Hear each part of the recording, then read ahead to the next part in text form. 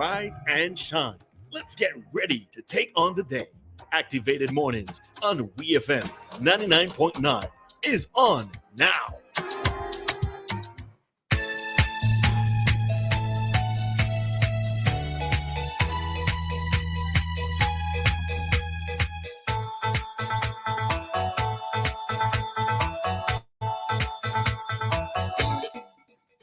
Good morning, St. Vincent and the Grenadines, the rest of the region and the rest of the world. Welcome back to Activated Mornings right here on WFM 99.9. The time is now 9 minutes after the 8 o'clock hour. And of course, it is the 4th day of December 2023. I can bet you my bottom dollar that it's to somebody's birthday today and somebody's anniversary. Oh, gosh. Good, happy birthday. Good, great, happy birthday to my friend Javid Marksman, Swank. You're Oh, welcome. gosh. Happy birthday, Swank. And I come in saying the first thing I can do is tell Swank happy You're birthday, welcome. Swank. Yo, Swank is one of the most diverse people that I've met here in St. Vincent. Show me Swank, Swank. on your phone. Let me see who Swank is. Swank does, Let's see if I know Swank. he does, what do you comments. call that? Work? Yes, he walks. He does the massages, but professionally. Excuse me? For sports, for like athletes. Oh, like what you call it? Physiotherapy. He does physiotherapy. He bartends. Yes, Javed. He is part. He does I didn't know his name was Swank. equipment Hi. maintenance. He does. Listen, I could keep naming. Oh yeah, I've seen him. He was at He's a coach. Yeah, big up to Swank. He was an athlete at some point. Yes, Swank was a field Shot athlete, shot put, discus. I also was doing shortcut and discus with Swank, but Swank boy, he on another level. Of course he is. That's nice. He was probably still is Anglican Church. Yes, so we used to go yes. Sunday school together. Yes, he travels a lot with the national teams as their physiotherapist. That's nice. Yes, Swank does a lot. He's so of misleading with the massaging. So. It is massage. He helped me with the problem I was having with my shoulder. He helped me. Oh yeah, big it's up, true. Big up, Thank Swank. God, because I don't think I could have taken another day. You like, oh my God, big up, my shoulder, Swank, my shoulder.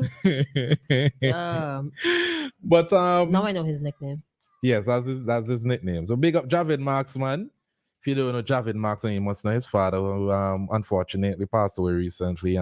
Bitty. Yes, Simmons is small, eh? Simmons is small, eh? You're joking. Simmons is small. But Swank, do hope you have an enjoyable day. You deserve it. You work very, very, very hard. All of that right under my nose and I don't even know. Boy, Simmons is small. Swank, he must love lime juice. You like nonsense. I'm reading. Oh. I'm reading. Oh. I'm reading. All right. So for the persons on the live at WFM 99 SVG, this segment here, we really want your engagement. And we want to know how you feel about the relationship between poverty and crime, right? Do you think that it has some influence? Do you think that more people get involved? I don't like to say poor people, but more people who are poor is the same thing. Get involved in crime? Do you think that more rich people get involved in crime? When you read these stories, you listen to these stories, majority, who do you hear getting in trouble? Poor folks or rich folks? How much of an influence do you think it has on crime? Poverty. Let's go. WhatsApp number is 457-9997. The number to call is 457-9997. So I'm currently reading an analysis conducted by David Kalninsky, sound like a Jewish name, of the University of Western Ontario.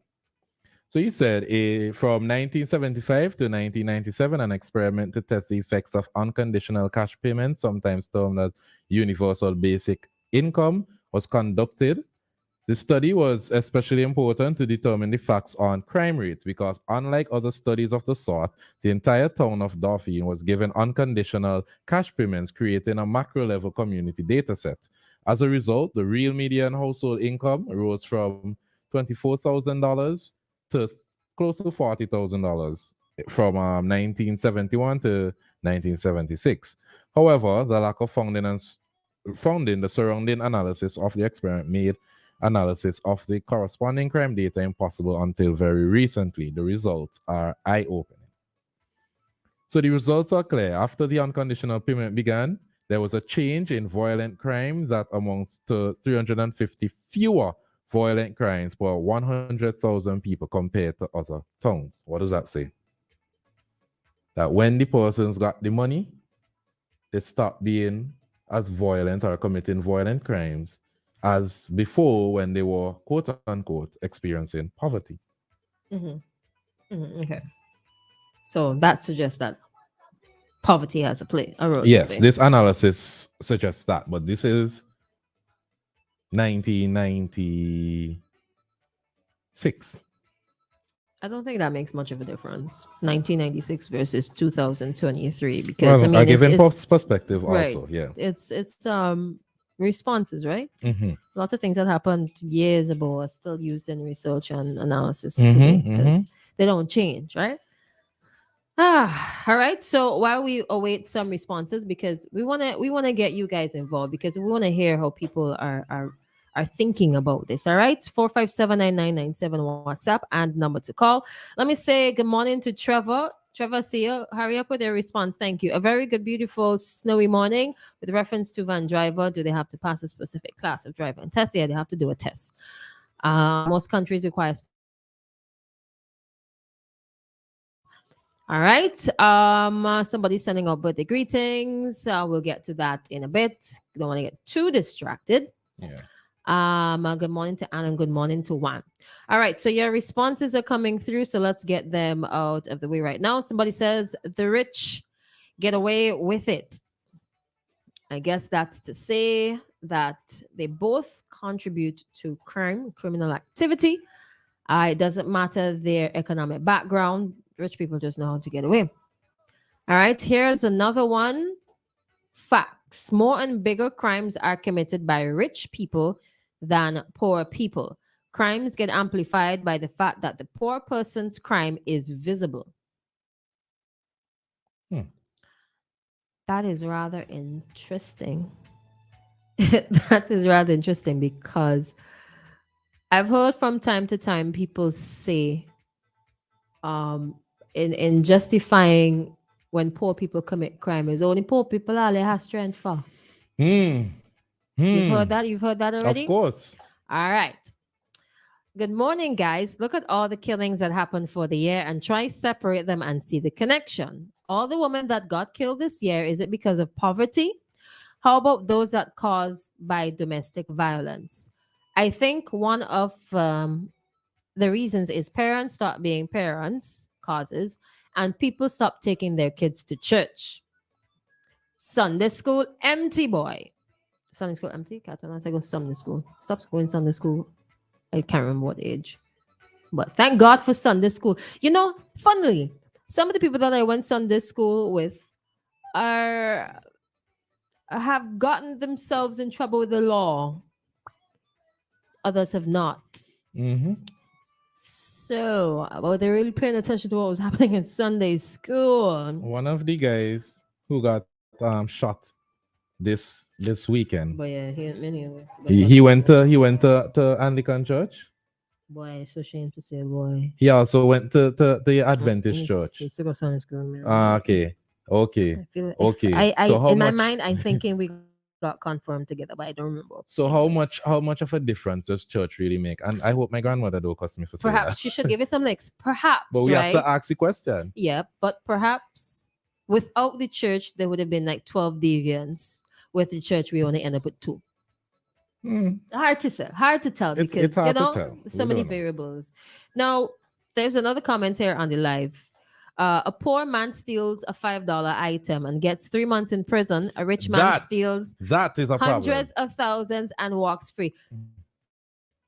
Are That you is a referring to problem. an actual situation? Because I do remember somebody stealing a large sum of money and quote unquote getting away. I mean, I think something was paid for, Listen, but not by the individual. as much as we Living hate to life say it, you lavishly know, about now. colorism and race does play a part in those things, because one would argue that if a dark-skinned, poorer person was to commit that same crime, the sentencing would have been a little bit harsher.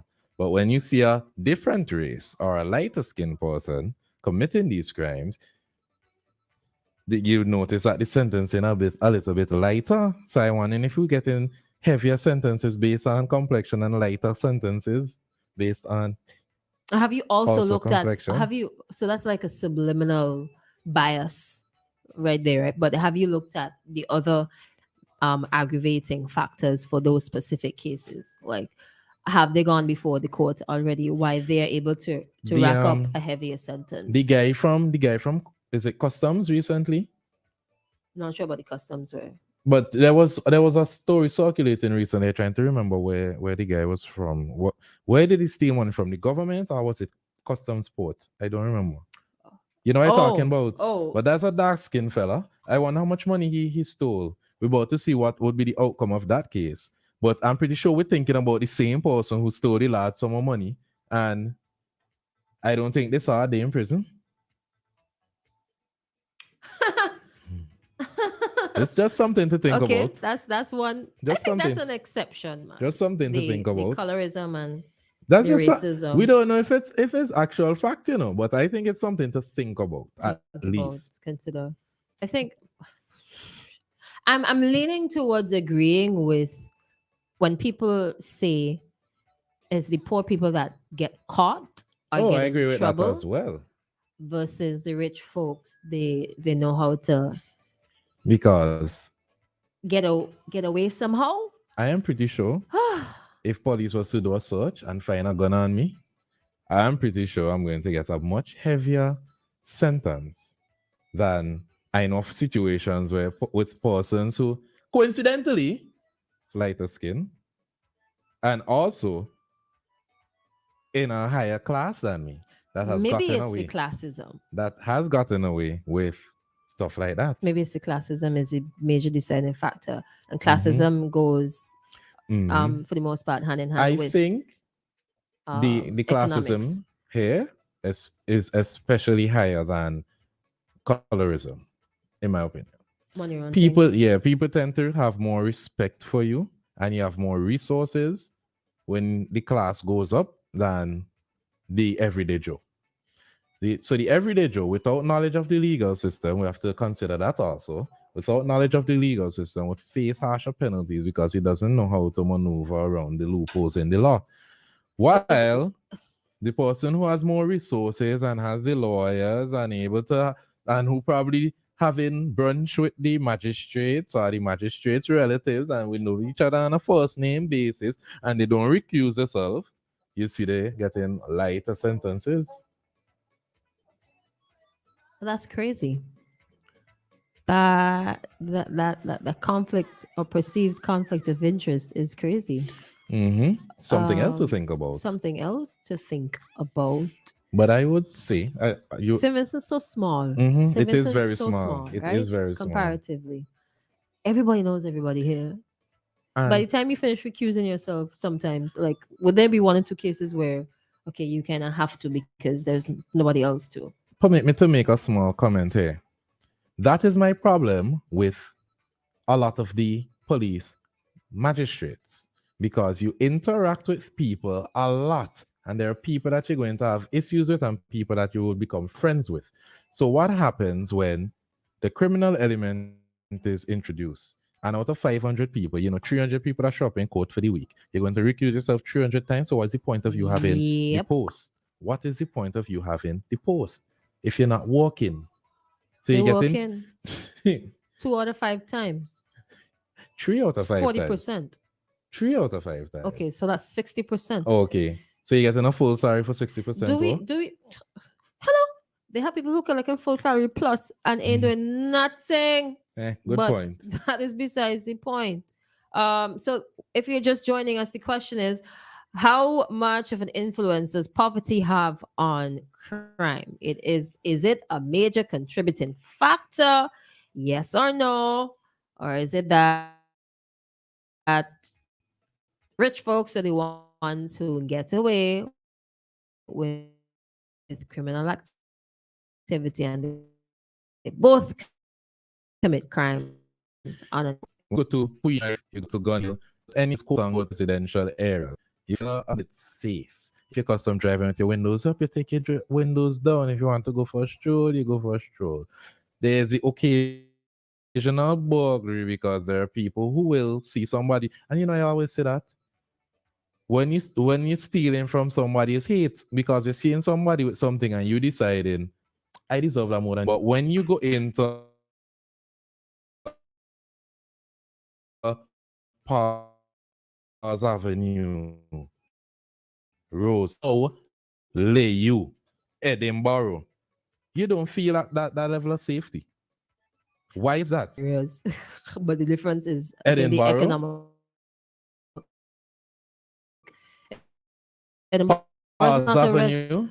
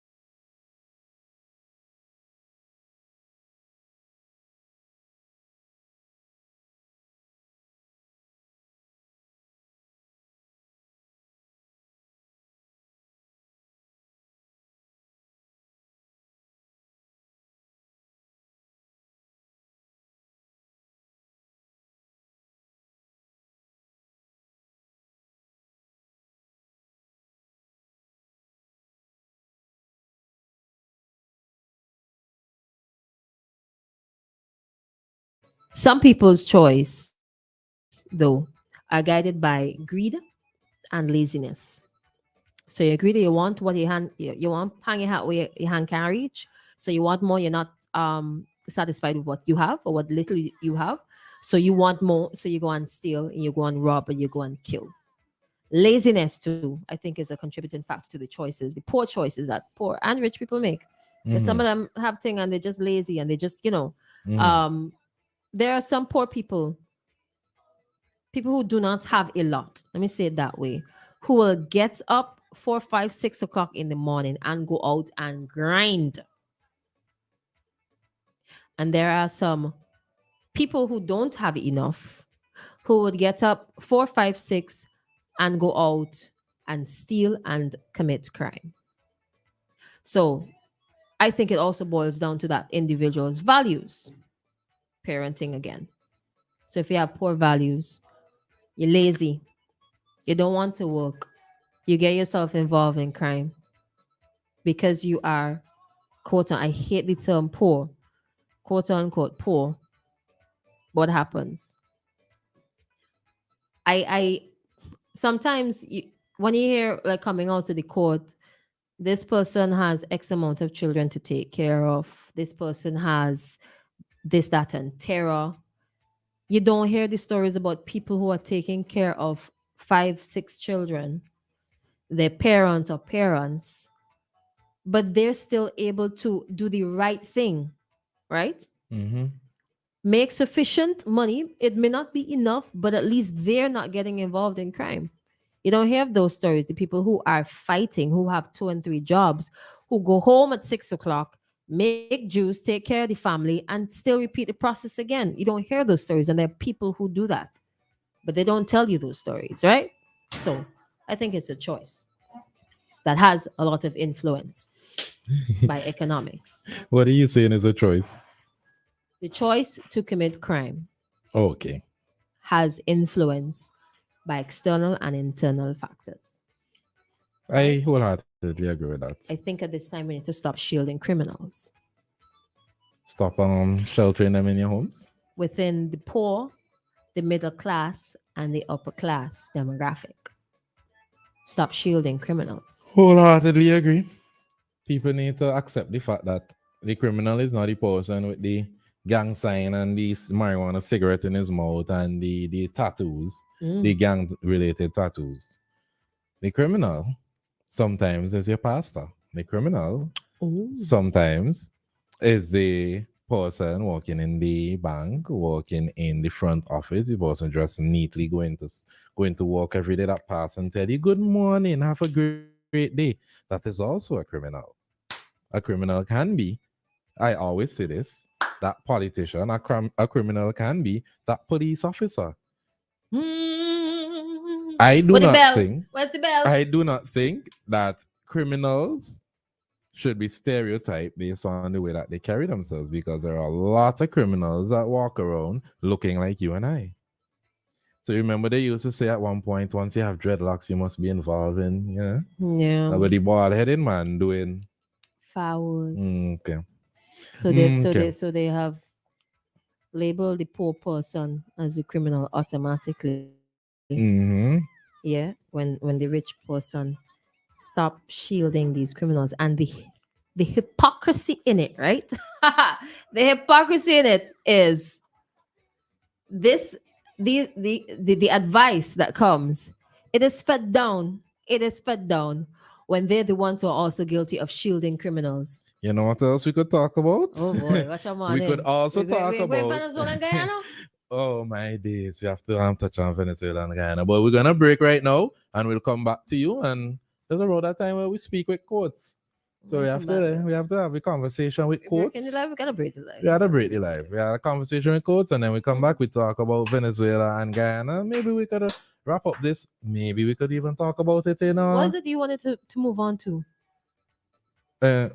What I wanted to say. Yeah, what's the last thing you wanted to say? No, it's just something that Maybe I saw we could talk about. happen this weekend. Tell me I don't think it's something that happened at Red Room, the R&B party. I don't think it's a full topic. Well, it's just Jeans something pants. I wanted. Jeans pants and fitted. So we're gonna break it and we come right back to you. St. Vincent and the Grenadines.